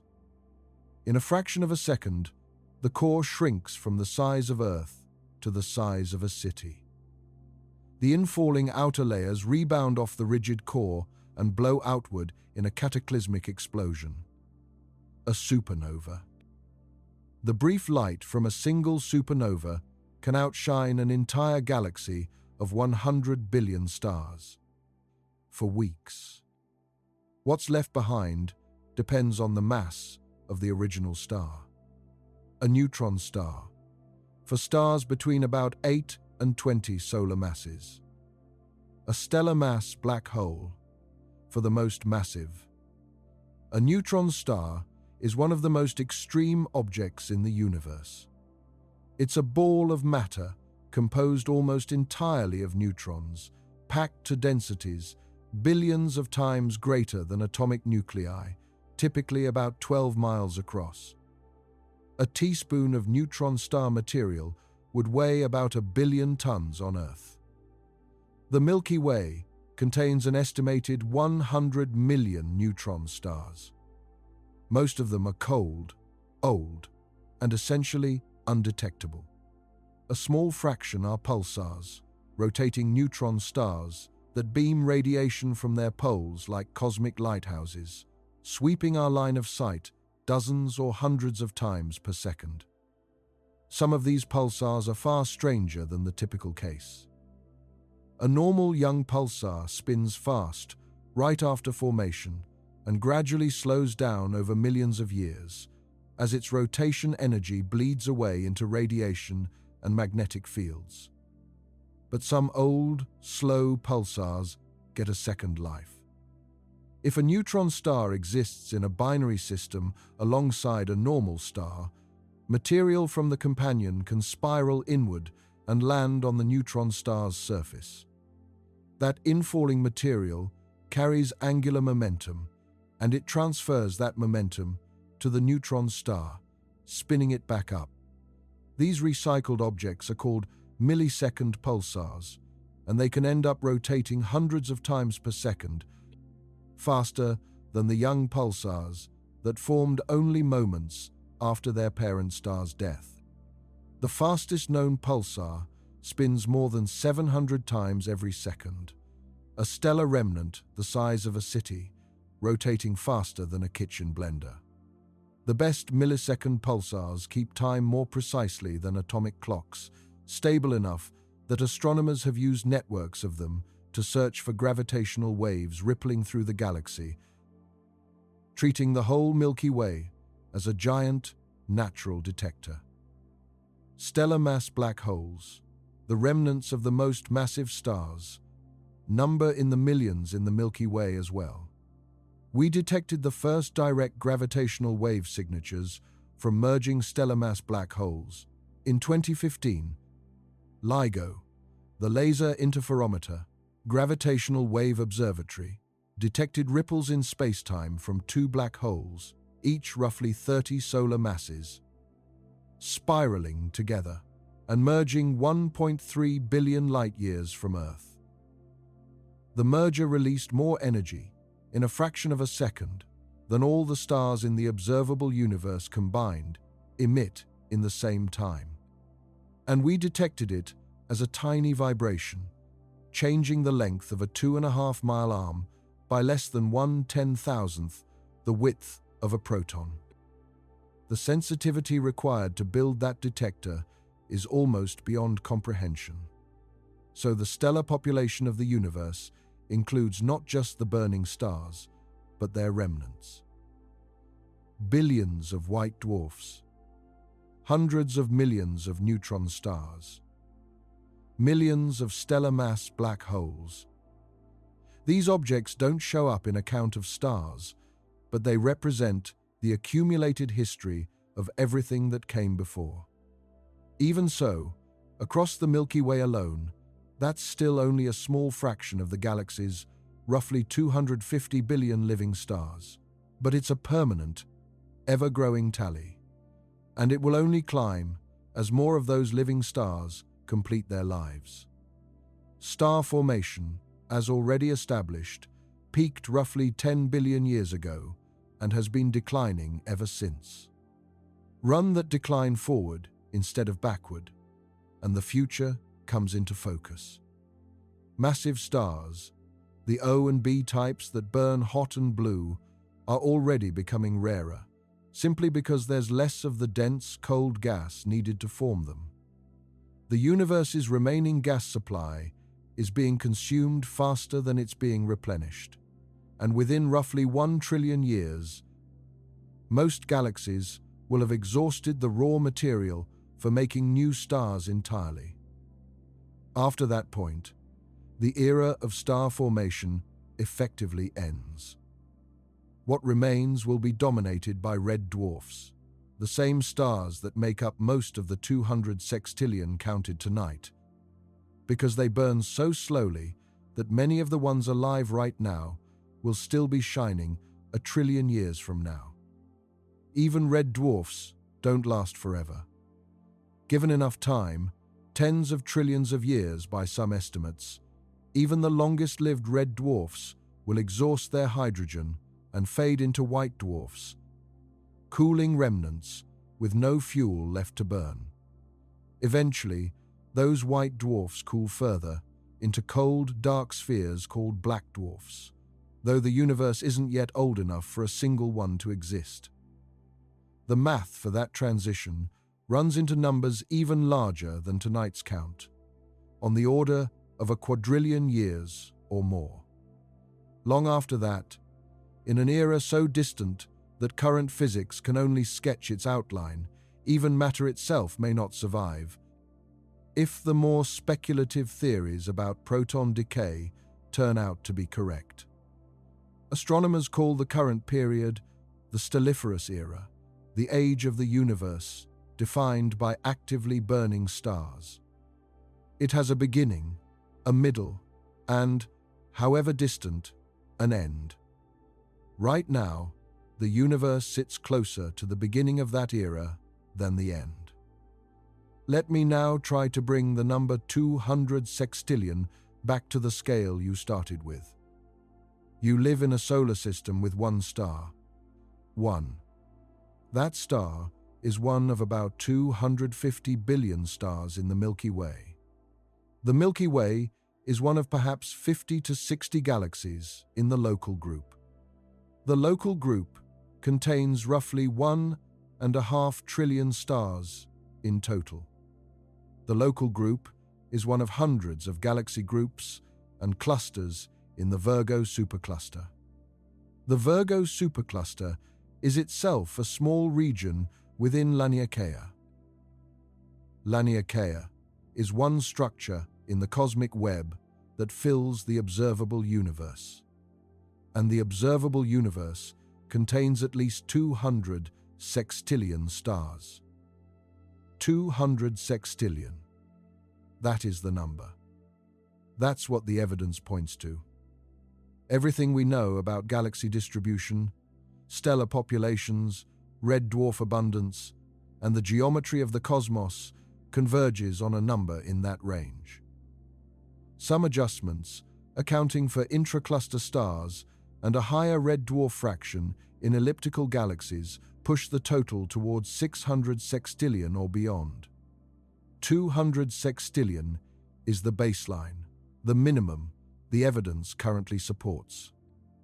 Here is the piece of tonight that I want to leave you with. Not the number itself, but what the number implies.